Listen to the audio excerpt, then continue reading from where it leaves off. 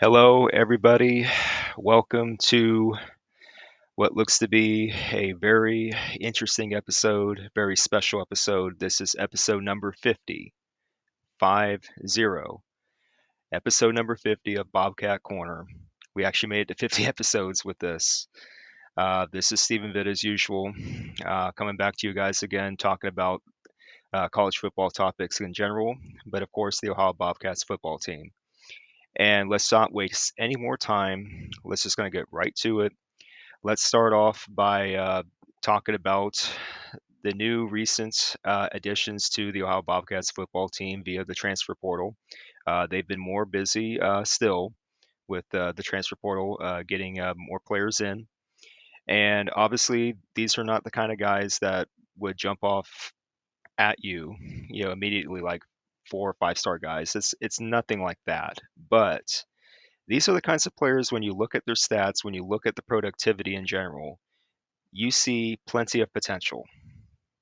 Those are the kinds of players we're looking at when it comes to additions. If they realize that potential on this level, on the FBS level, they're going to be good. They're going to be good players. And who are these players? Well, let's just start off with the players that have been around on the FBS level before, starting with this guy, quarterback Tim Carpenter.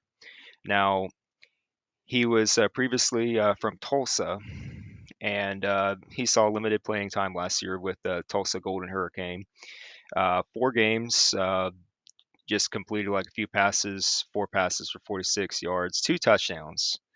And the scouting report on him via 24/7 Sports on that website, which I'll provide a link below, they're saying that Tim Carpenter has a calm demeanor and that he has good foot speed and he can get out of trouble if he needs to, which is good because we've regularly had quarterbacks that have scrambled out of pressure, out of tight spots.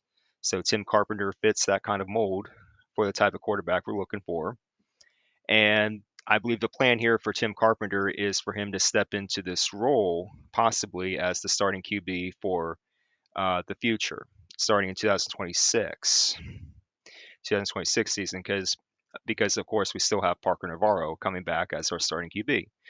But in the future, it could be Tim Carpenter. We'll see. So there's good depth there for our quarterback room. And continuing on with FBS additions, this other one would be a key piece because this is an interior defensive lineman. We've lost a few players on the defensive line previously, past month of April, but we got a big addition here on the defensive line. Coming from Central Michigan, that's a Mid American Conference foe, Central Michigan Chippewas, previously. This guy's name is Pius Odjugo. Hopefully, I'm saying his name right, and I'll be corrected soon enough. Pius Odjugo from Central Michigan, interior defensive lineman, nose tackle kind of guy. 6'3", 325 pounds. Great size up front, which is what we need for our defensive line. Um, Last season, he had 15 total tackles, 6 solos, 9 assists, 1 sack. He's that kind of guy from everything I've heard. He's that kind of guy that just plugs up the middle. He has a great presence. He commands a great presence up front in the middle of the trenches. So that's going to be a good piece to put in for the defensive line, which is what we need right now. So good find there. He was determining between Ohio and Bowling Green, which school to transfer to, and I'm glad he chose Ohio. So good job there. And so next up, and the rest of these transfers are just from lower levels of college play, particularly Division II. But keep in mind the productivity that I'm going to share with you. Starting with defensive lineman slash edge rusher Derek Reagans. He comes from the City College of San Francisco. 6 games last year he played in, 34 total tackles, 10 and a half tackles for loss. So he can get to the quarterback or he can get to the ball carrier and take him down easily. He at least demonstrated it on that level. but coming up here to the FBS level, the MAC level, he should have no problem getting adjusted to this level of play. So if you have stats like that, you have a chance. So, and also inside linebacker, another piece that we've been needing for our defensive front seven, inside linebacker Cam Hollobaugh from Walsh University, Division Two. Um, a lot of good stuff to talk about when it comes to this guy, Cam Hollobaugh, two-time GMAC Player of the Year, that conference down there in Division Two level, two-time first team All Super Region One, another good sign there. For his career so far, coming from Walsh, Cam Hollobaugh had 257, yes, I said it, 257 total tackles, 160 solos, 97 assists for tackles, 24 tackles for loss, uh, 7 interceptions, 3 of them he took it to the house, pick six, 3 touchdowns, 6 sacks, 2 forced fumbles, 2 fumble recoveries.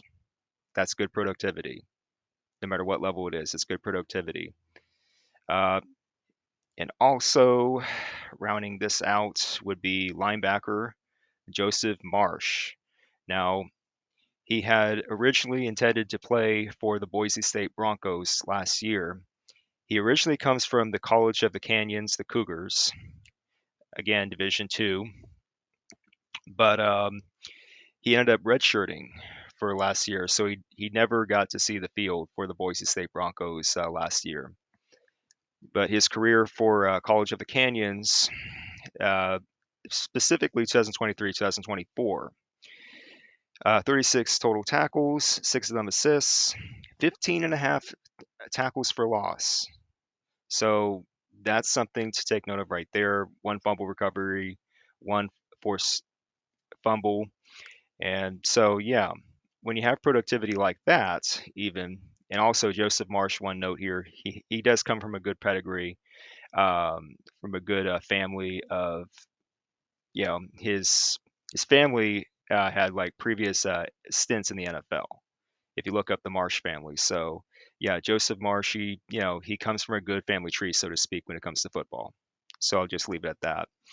So when you have a good collection like this of transfers coming in to Athens, Ohio, you have good promise, you have good potential, you have something to build on now. And within, honestly, guys, within like a couple years' time, if all these guys just fit in right as they should, within a couple years' time, we should just easily, and I mean easily, just be right back to where we were last year, 2024. No joke. I really believe that when I look at this. So yeah, that's your update for transfer portal additions to this point for the Ohio Bobcats. We may not be done yet. I don't know. It's getting pretty late in the game, so to speak, for transfer portal season because we're getting closer to the beginning of the regular season here for football. So stay tuned. If there are any more additions, I'll let you guys know, obviously. So let's just transfer, pun intended. Let's just transfer over to the next part of this big episode, which is going to be very interesting. I want to talk about real fast. Let me see if I can pull it up. Yes, running the gauntlet. Now I'm going to provide you guys with a graphic that I made some time back. This is like not long after the schedule got released for the Ohio Bobcats. Kept this in my back pocket, so to speak, but I'm finally going to show it to you guys now. The graphic, I was debating whether or not I should share this with you guys because, yeah, maybe you guys may think it's a bit silly, but considering everything that's been going on lately with college football, you don't know how things are going to play out. I mean, shoot, you didn't know how last season was going to play out until it did. So let's just put up the graphic here. Some hashtags that came up with ideas for hashtags. If you want to use them, fine. If you don't, that's okay too.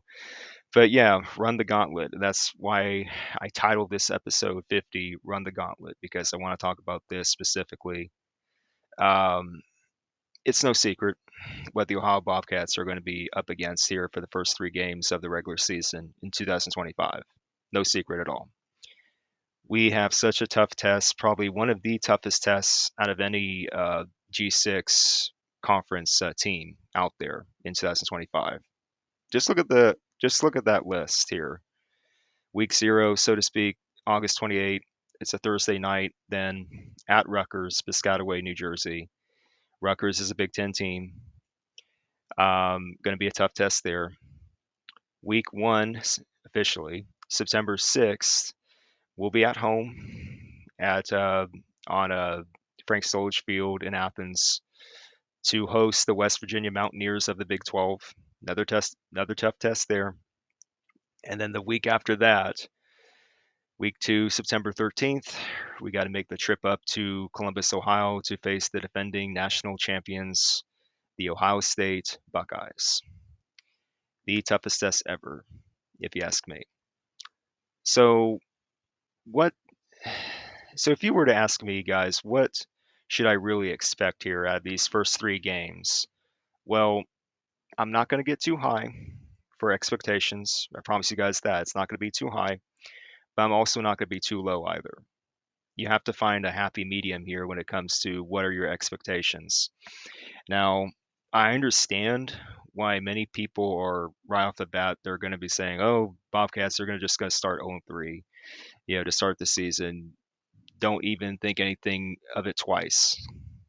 But I want you guys to just step on the brakes a little bit when it comes to that. Because, Ohio State, I'm not even going to go there because Ohio State is Ohio State. Okay, the defending national champions. There's like a 99.99% chance that they're just going to do what they're going to do on that day, September 13th, the Ohio State Buckeyes. Never say never, but I'm not even going to count on that. So that's probably the surest thing to an automatic loss there to start the season here for us, the Bobcats. But I want you guys to put your focus on the first 2 games of the season. The opening game against Rutgers, at Rutgers, and then the home opener against West Virginia. I think you guys should focus more on those 2 games because those 2 games are going to be more of the tone setters, so to speak, of where the Ohio Bobcats are going to go in 2025. I truly believe, and yeah, guys, you can call me crazy if you want. It's not the first time people have. But I truly believe that there is a legitimate chance that the Ohio Bobcats can actually beat Rutgers and or West Virginia to start the season. I believe that we can run the gauntlet, and finish it at least 1-2.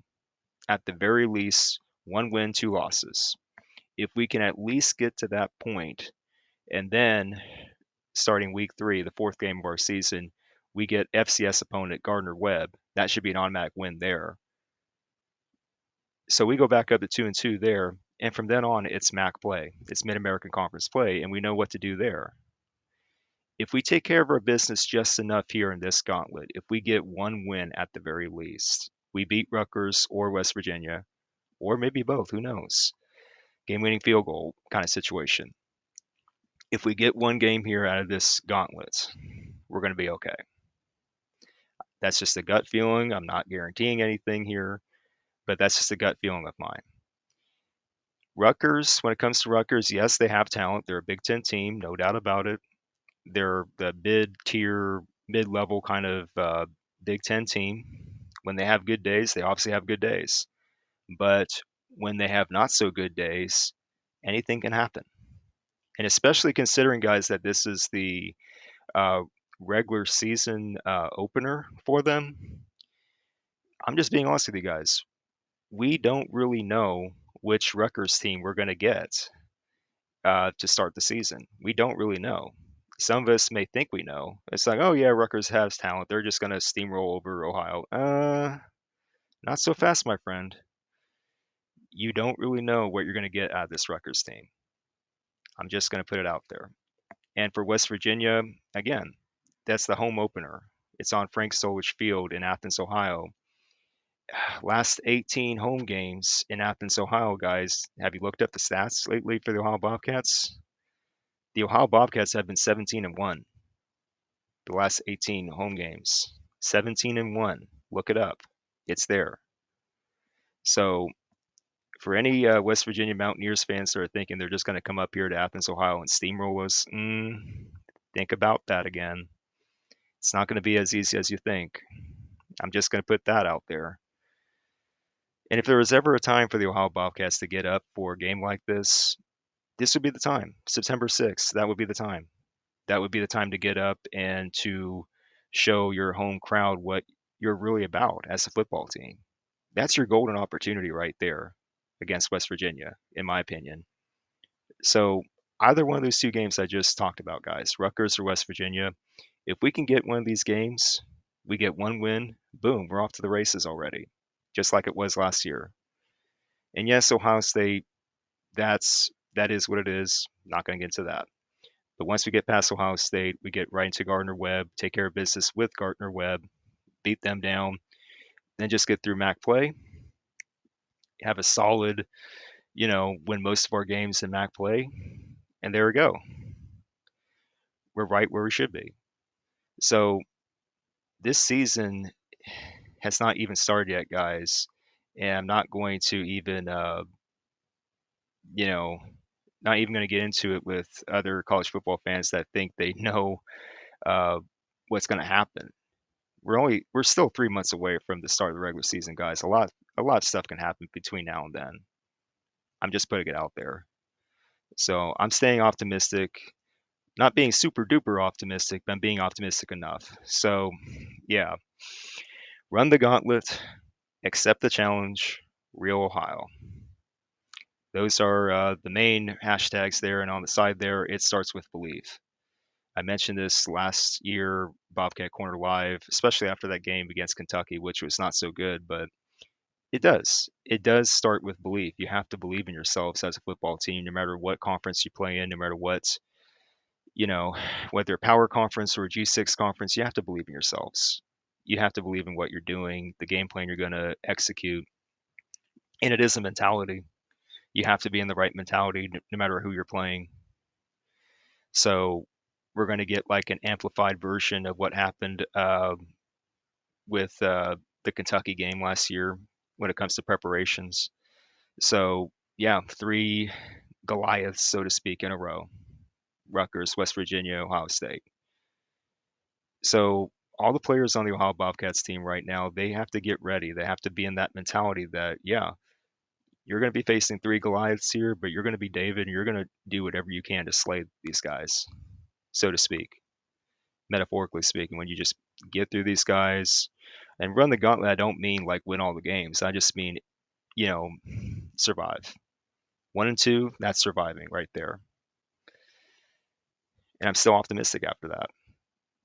And it bears saying here down below in this graphic, those who laugh at us, because there will be people who laugh at us, those who laugh at us will say, your opponents are too talented. They'll beat you by 40 plus points. You can't run with them. The games will be over by halftime, blah, blah, blah, blah, blah. Guys, the games are not played on paper, okay? The stats are what they are. The talent is what it is, but the games have still got to be played on the field. And whatever happens, happens at that point. That's all I'm going to say. And in response, I would say this: let them laugh, change the narrative. Now, the Ohio Bobcats, the players that we have now, they're on this team because they want to change the narrative. They're on this team because they believe that they can change the narrative. Whatever current narrative is out there right now, the storylines that, media outlets like ESPN and Fox are going to put out there, it's like, oh, it's always going to be about power conference schools. Okay, fine. But this is why G6 conference play matters, so that you have a team like either a Boise State or up and coming teams like, I'm going to say it, Ohio, that are trying to make a campaign of sorts to get to that spot, the G6 representative spot in the college football playoff. And I'm not sure if it's going to happen for us this year. Boise State is very talented still, even without Ashton Genty. But I'm just saying, within these next couple of years, I'm saying, don't be surprised if you see a team like the Ohio Bobcats finally make a push for that G6 representative spot in the college football playoff. And if that happens, oh boy, look out. Because no matter what's going on with Ohio State up there in Columbus, and they're always going to be there. Let's be honest. The Buckeyes are always going to find a way to get up there into the 16 team tournament. Let's be honest. But for a team like the Ohio Bobcats, they have to really push for it. They have to really earn it.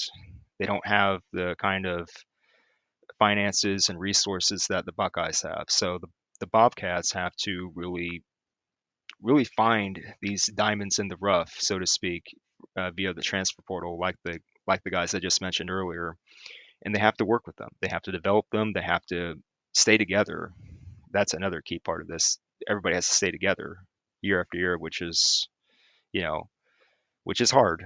But if the team just stays together long enough and just pushes hard enough, they'll get there. I believe that. Even if you have like one or two losses and you just run the gauntlet of your own conference and you win your conference championship, you have a chance. You have a shot. And that's all it is. You have to have access to the college football playoff, which thankfully the G6 conferences still do at this point. So just got to run with it. And so I know I'm running long already here, so I'm going to have to split this up into parts.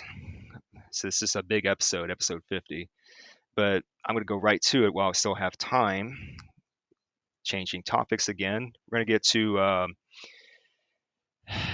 governance of college football, college sports. Two articles written lately by Ross Dellinger.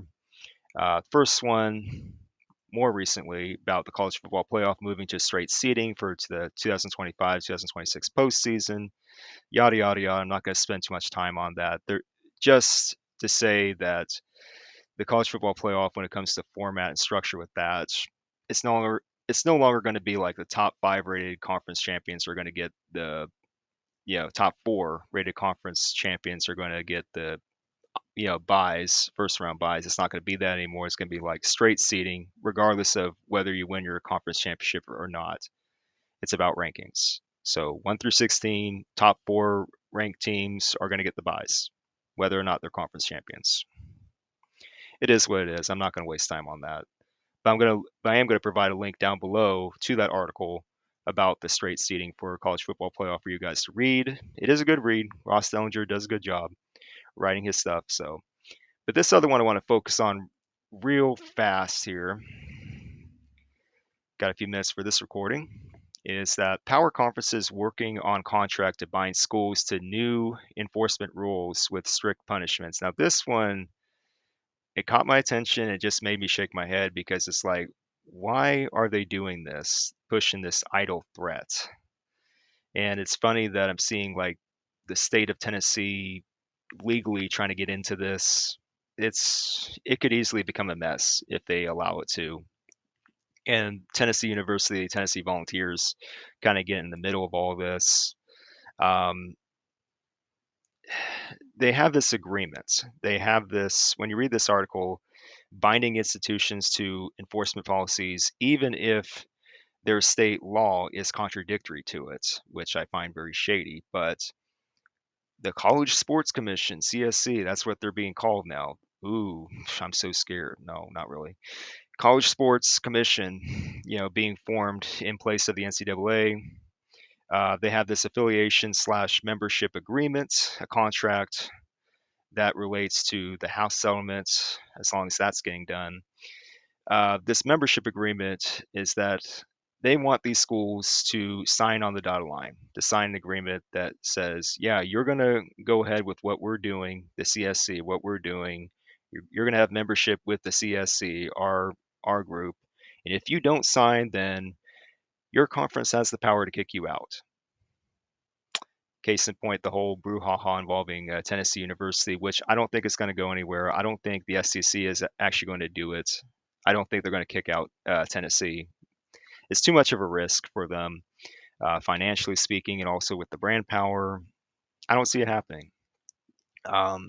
Tennessee is too big of a brand as a university for the SEC to lose. So I don't see that happening. I think that's more of an idle threat.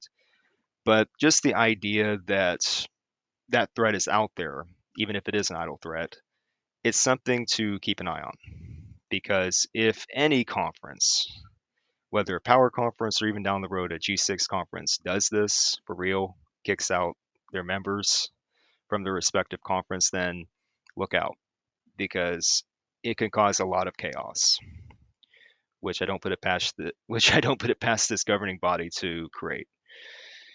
So yeah, there's going to be a lot of legal issues resulting from this, regardless of what goes on here. I mean, I guarantee you guys, most of these schools, again, 99.99% of these schools are just going to sign on the dotted line. They're going to go ahead with it. They've already agreed to all the terms here. They're just going to sign on the dotted line and just really push their respective states to take legal action, which I think is going to come. I really do think it's going to come. So yeah, we're just gonna have to wait and see what happens here. But a lot of this is pending on the House settlement, which is still not finalized.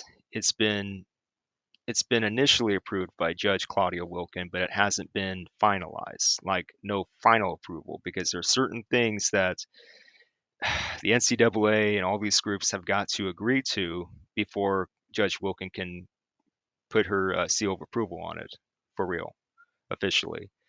So if that goes pear-shaped, so to speak, to borrow a term from Greg Flugar, if that goes pear-shaped and we don't have a House settlement agreement at all, if everything just comes down like a house of cards, then watch what's going to happen with these next few months, even, because it's going to be a lot of issues in the courtroom. You know, many different states are going to get on this. Federal government might get involved, which it already sounds like they're trying to get involved anyway. But we'll see. We have to take a wait and see approach to this. And if I can just get through this Ross Dellinger article, little snippet here. Here's a quote: "You have to sign it," says one athletic director who has seen the document, "or we don't play you." You know, really, what kind of threat is that, in my opinion? It's just ridiculous. As a condition of membership, reading another quote, "You must comply with a settlement and enforcement," says the Power Conference president with knowledge of the document.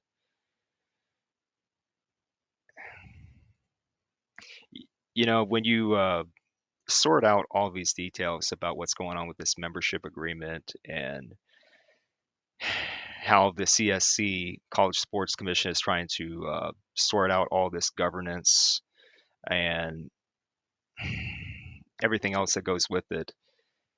You as a college football fan, as a college sports fan, you have to take a step back and wonder what's going on, because we've already seen how much the NCAA just falls flat on its face time after time again. They were supposed to be a governing body themselves, and they've failed miserably. So now this new governing body is coming in, the CSC. They're getting formed, and they're trying to give all the power conferences all this power, and they're assuming it's just going to work just like that. But I don't see it. I don't see it happening like that.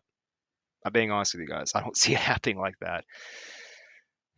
Much more can go into detail about that, but I got to cut it off here. Yeah, we're approaching really dark times in college football, in my opinion, down the road, years from now. That's all I'm going to say. I'll provide links to these articles by Ross Dellinger down below. Check them out when you can. Please feel free to leave comments down below about these articles, because I really want to get a conversation going about this. So take your time to read them, and I'll come back to you guys real fast with another part for the super episode of Bobcat Corner 50. By the way, wearing a Bobcat shirt here. I'll be right back. Okay, we're back from the little break, and want to just further add to this topic of the governance of college sports. I have to get this in before I move on to one more topic. I'm going to leave some other links down below in the description box for you guys to check out concerning this topic of governance in college sports, and particularly thoughts from a couple of conference commissioners, not the big name conferences, mind you, but still conference commissioners who are involved in this planning, who are involved in this structuring of the board of directors, which the image that you're going to see now, another graphic I made that indicates the current board of directors, the future proposed board of directors, and also a model that I myself whipped up on the bottom there. I'm going to provide you guys links down below for the conference commissioners, their thoughts on what's going on with the structuring of the governance. Starting with an interview that was done involving the Big Mountain Podcast. Shout out to them, JY and Steve. Shout out to you guys. I personally believe this interview between you guys and Dan Butterly, the Big West Conference Commissioner, I truly believe that this was one of the best interviews that you guys have ever done. Shout out to you guys. You did a brilliant job with this. And Dan Butterly, he was amazing with what he said in this interview. So I'm going to link that interview that you guys did with Dan Butterly down below in the description box so that viewers here, when they come across this video, they'll be able to hop on over to that interview if they want. So yeah, there's that. So please check out that Dan Butterly interview by the Big Mountain Podcast. It's definitely worth a listen.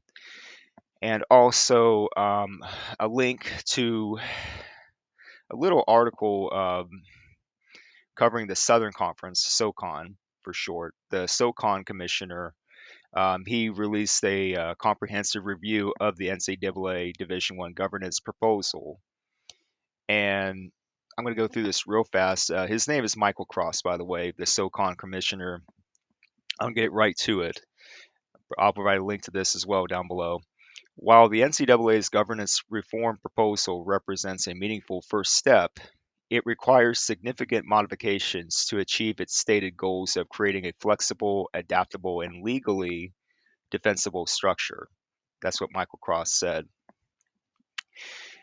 Continuing on, this first draft shows appropriate seriousness and thoughtfulness, but we need bolder action that truly decentralizes decision making. By pushing eligibility, financial aid, and other key regulatory areas to conferences, we can better protect the NCAA from ongoing legal challenges while serving the diverse needs of all Division I institutions. Well, have a good time with that last part, but I can see what Michael Cross is saying here. So I'm going to link this, what the SOCON commissioner said, down below for you guys to check out. But let's just get back to the graphic that I want to share with you guys. The NCAA themselves, College Sports Commission, whatever the governing body is, they presented their models for the board of directors. On the top here of this graphic that I'm showing, this is the current structure of the board of directors for Division I. You have 24 total votes. Everyone gets one vote each, the value of their vote, just one each. That's what it's currently like right now. You got Big 10, SEC, Big 12, ACC, of course. Pac-12, they're in limbo between Power and G6 conference. Then you have representatives for student athletes there for two of those. Then you have at-large spots here, AD, athletic director, SWA. Then you have FCS has 5 votes. Then, of course, you have separate votes for the group of 6 conferences, G5 conferences here. That's going to be a point I'm going to bring up here in a minute that I think should be kept in for the structure of the board of directors. Now, in the middle part here, Division I Board of Directors future question mark. That's the one that's being proposed. And honestly, guys, I have to be totally honest with you guys. I believe it's a total load of crap. I'm being very blunt here. I believe it's a total load of crap what this proposed board of directors structure is for the future. Division I Board of Directors here, total votes 25.4. I don't know how you get the 0.4 with, but A4, autonomous 4, power 4, whatever you want to call them, they get a value of 4.1 votes each for each member. So that means Big 10, SEC, Big 12, ACC, they get the value of 4.1 votes each. And everybody else just gets one. So I have no problem. First of all, I have no problem with the student athlete representation here in the middle there. SAAC chair, FB football, men's and women's basketball, student athlete representatives. That's fine. No problem there. NCAA president, that seat over there, I think that's a nothing burger because the NCAA is really a illegitimate, not legitimate governing body at this point anyway. So you can try as much as you want to protect the NCAA, but it's not going to last much longer. But that's just my opinion, of course. But this is what they're proposing. He's a non-voting member apparently. Okay. FCS in Division One, their representatives get cut just to one vote instead of 5 votes each. CCA 22, what that means, those are the other conferences that do not have football whatsoever. That's what CCA 22 means over there on the far right. And the biggest problem I have with this proposed structure is right here in the green. FBS and A, just 2 spots. So basically you're telling me that the FBS level, the G6, they're all going to be represented by 2 spots instead of 6 separately. That in itself is a problem. And I'm being honest with you, this proposal needs to be thrown in the trash right away. I don't think this addresses any concerns that the majority would have when it comes to, okay, you're trying to consolidate, you're trying to condense everything. Okay, that's all well and good, but then in response, you want all the power, especially for the big power conferences. And I just can't, for me personally, I can't approve of that. I just think it's given up too much power to the power conferences and unchecked power at that. It'd be one thing if it were checked, it'd be one thing if it were monitored, but we know what's going on here and they're not being monitored at all with what they're doing, especially the power 2. So consider that. But here down below, I want to share with you guys real fast the Division One Board of Directors, quote unquote, the Stephen Vitt model. I couldn't come up with any other name, but yeah, if you want to meet somewhere in the middle, try to get some form of stability for a board of directors. And to be honest, I'm not an expert with stuff like this, okay? But just putting 2 and 2 together, when I see these models, I I'm thinking, okay, the power conferences, they want their power. They want a little bit more input on what's going on. Okay, I'm willing to meet the power conferences at this. Total votes 24.2. Autonomous 4, Power 4 conferences, they will get a value of 2.3 votes per member. So that means Big 10, SEC, Big 12, ACC. Okay, you can get a value of 2.3 votes per member between you 4. That's fine. I'm willing to meet you there. 2.3. That's 2 1/3 the value. But nothing more than that, in my opinion, because I believe 4.1, I truly believe 4.1 votes per member is way too much power. It's way too much input. It's chaotic, in my opinion. So bump you guys back down to 2.3 votes per member. Okay, you get a little bit more power, but you don't have an overwhelming amount of control here. So we bring back some of the elements of the first current structure, like the at-large AD, FCS and Division One. They get at least 3 votes each for their voting representation. And the student athlete, those positions that was proposed in the second future model, that's fine. Those spots can stay. The student athlete representation, those 3 seats, they can stay. But a big point here for this model that I'm proposing is that the G6 gets back into the boardroom with their separate individual votes intact. That means AAC, Conference USA, the MAC, Mountain West, Pac-12, and Sun Belt. They all have their own individual votes back. And I believe that's critical in making this model work. Because if you don't give the G6 their respect, if you don't give the G6 their voting representation for your board of directors, then this whole structure is not going to work, in my honest opinion. Probably brutally honest opinion. So there you go with that. CCA 22, other conferences that don't have football, fine, they can have their spots too. But yeah, and I would also like to leave a little note here under this model of governance. I would put in a rule. This is my personal opinion here. I would put in a rule that states, okay, this is all well and good, but out of 24.2 votes, you need to have a 75% majority vote, at least 75% majority vote to pass any legislation, to pass any rule changes or making up new rules that the entire Division One level can abide by. Because let's say also if you get like over 50% of support but less than 75% support, in this case it would be 18.2 out of 24.2 votes. That's 75%.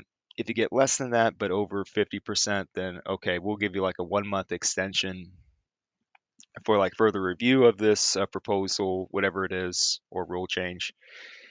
But that's it. You're getting a second chance, but a last chance at getting that passed. 1 more month, okay.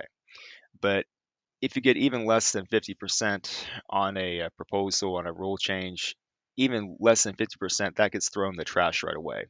That just gets, put aside, thrown away. Don't even think about it again if it's under 50%. That was just a certain rule that I like to put in there, just for good measure there. So that's it for governance. Want to get that out of the way. So I want to switch on over real fast to more of a fun concept that I want to talk about real fast, guys. This is called, I know it's maybe a cheesy name here, but this is called the Coffee Table Conference. And if you guys know me any length of time, if you guys know me, you would know that as I hang out with JY and Steve of the Big Mountain Podcast and Bill, that college football guy, shout out to you too, Bill. Um, you've known that I've done like two separate drafts for making up your own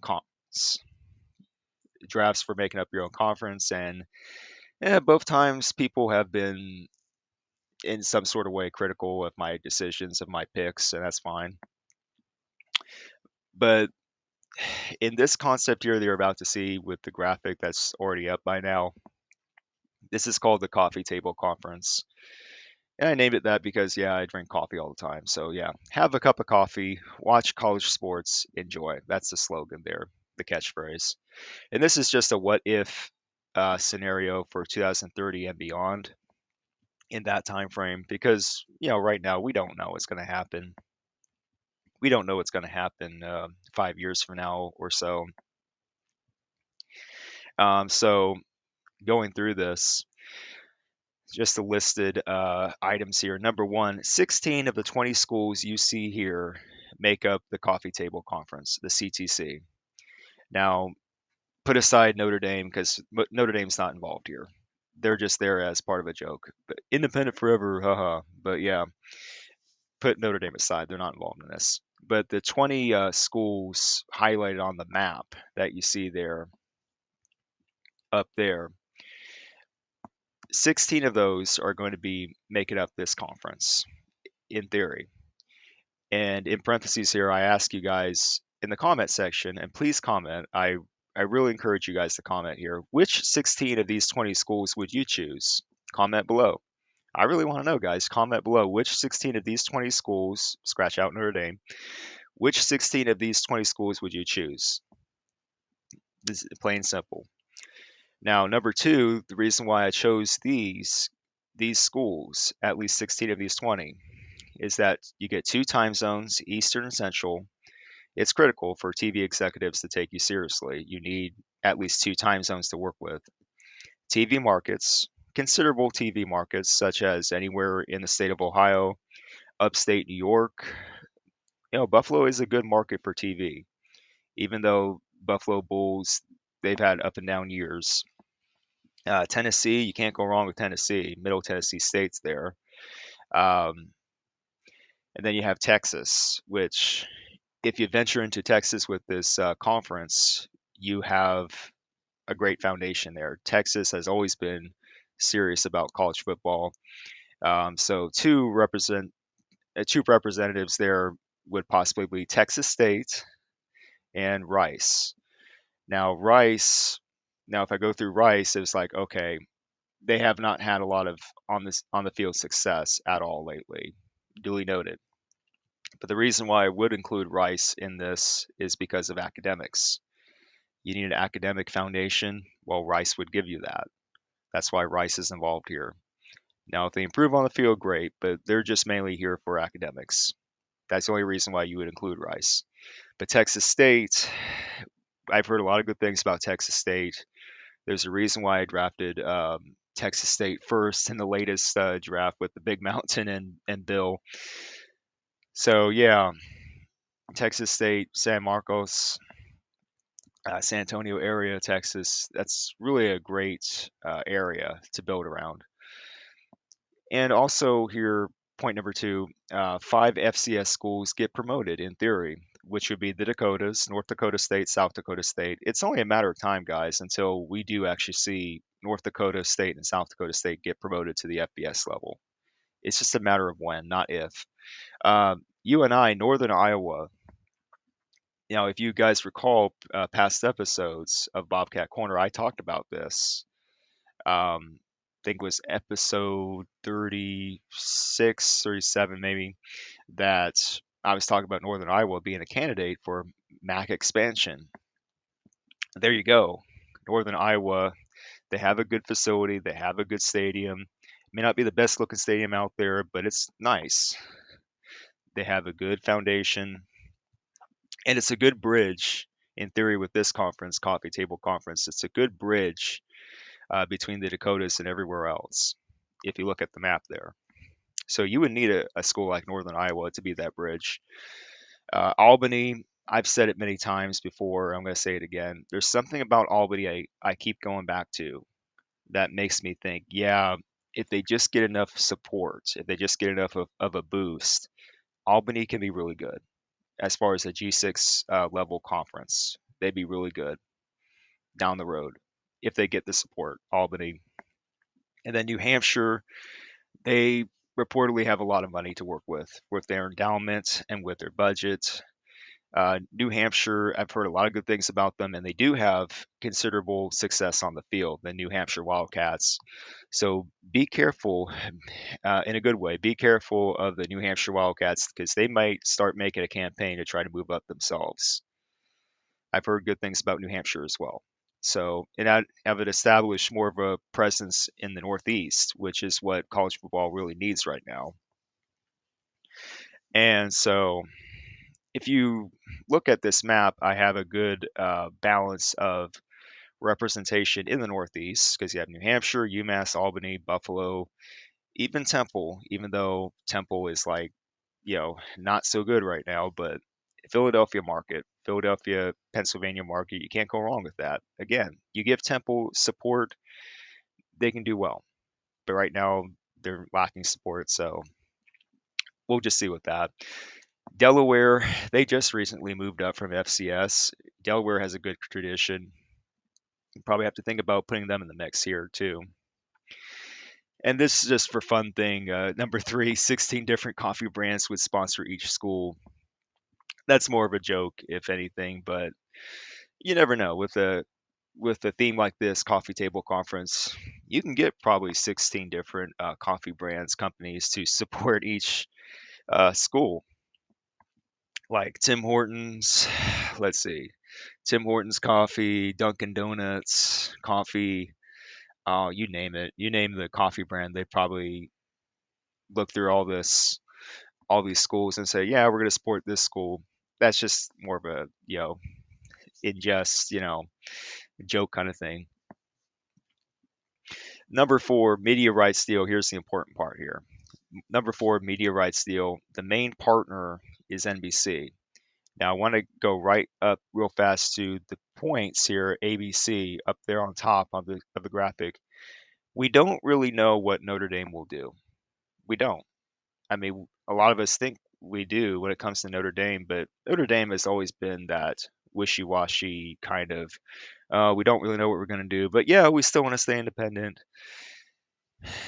Yeah, there's a lot of back and forth when it comes to Notre Dame. They've always like hinted at various things, and there's been a lot of pressure put on them in recent times about, oh, you got to join a conference or else, Big Ten, SEC are going to shut you out, blah blah blah. We don't really know what Notre Dame will do, and I have this gut feeling within a few years that something is going to happen that's going to cause Notre Dame to eventually cave in, throw up their hands and say, you know what, we have to join a conference. I do believe it's coming. I don't think it's going to come immediately, but I do think down the road it will happen. So, with that said, if that plays out where Notre Dame will eventually join a conference, and let's just say by past 2030, Notre Dame finally decides to join the Big Ten, let's just say. So, if they do that, then they're going to be bound by Fox Sports, and they'll have to dump NBC, most likely dump NBC. So where does that leave NBC? Here, this is the theory I'm coming up with. If NBC, letter B, if NBC still wants to invest in college football, dot dot dot, what do you think they're going to do? If NBC still wants to invest in college football, then if they realize that Notre Dame is not going to be attainable for them, knowing that Notre Dame would join the Big Ten in the future, where does NBC go? I mean, they could simply pick up the phone and talk to Brett Yormark of the Big 12 or Jim Phillips of the ACC and strike a deal with them. I mean, that could happen. Don't get me wrong, but what if NBC just wants to start from scratch and they want to start something completely new? Well, here you go with something like quote unquote the coffee table conference, which is a G6 level conference, of course, obviously. And in parentheses down there, media rights deal, main partner is NBC, in theory, the coffee table conference. Streaming partners are Peacock, which is associated with NBC, and Max. I've heard a lot of good things about Max as far as structure goes with their app. Um, Notre Dame will always be the main event for NBC, duh. And that's considering if Notre Dame sticks around. If Notre Dame stays independent, if that's the case, then NBC will always feature Notre Dame first. That's a no-brainer. Notre Dame is always Notre Dame is always the main event in comparison to anything else. And in the same breath, the coffee table conference would be the lower card, quote unquote. And that's always going to be the case if it shakes out that way. So you got Thursday night games, NBC and A&E. Now I know that's kind of like sketchy there with A&E because A&E as a TV channel, it's never broadcasted anything sports related, nothing like actual games, A&E. So that's like more of a mystery there with A&E. But I'm saying in theory, like years down the road, maybe you want to put in a channel like A&E to start broadcasting sports events, sports games, and start off with college football. In theory, here, Thursday night games, you have like two Thursday night games, one on NBC, one on A&E. Friday night games, again, one on NBC, one on A&E. And then Saturday night games, well, Saturday games in general, Peacock and Max. Everything else just gets put on the streaming, Peacock and Max. That's the theory here. And yes, I know there's no mention of ESPN, and that's on purpose because I don't want to talk about ESPN when it comes to media rights deals. I believe ESPN is a big part of the problem when it comes to owning sports content. I believe In many ways, ESPN has been very lousy about it, so that's why ESPN is not involved here in this concept. So yeah, there's that. But $4.5 million payout per school, you can't have you can't have you can't have very little of a payout per school if you're going to do something like this. You got to have some sort of money, like $4.5 million for a payout per school. That's like the very least that you could do for a conference like this. And yeah, it's probably a big ask. Probably a lot to ask for at at the start. But again, if everything shakes out where Notre Dame is no longer available for NBC and NBC is scrambling to get content, we don't know. Again, guys, we don't know how this would shake out. But yeah, you'd have to be willing to pay some money out to these schools for this media rights deal. That's the theory here. And letter C up above again. The G number level conferences may change slash break up. And this is like one last point that I got to get to real fast. We don't know if the G6 are, as it is right now, we don't know if all the G6 conferences are still going to be with us by 2030 and beyond. And this is like a thing that I've been thinking about a lot, that I'm concerned about the MAC. Let me just be blunt right now. I'm very concerned about the Mid American Conference and its stability right now.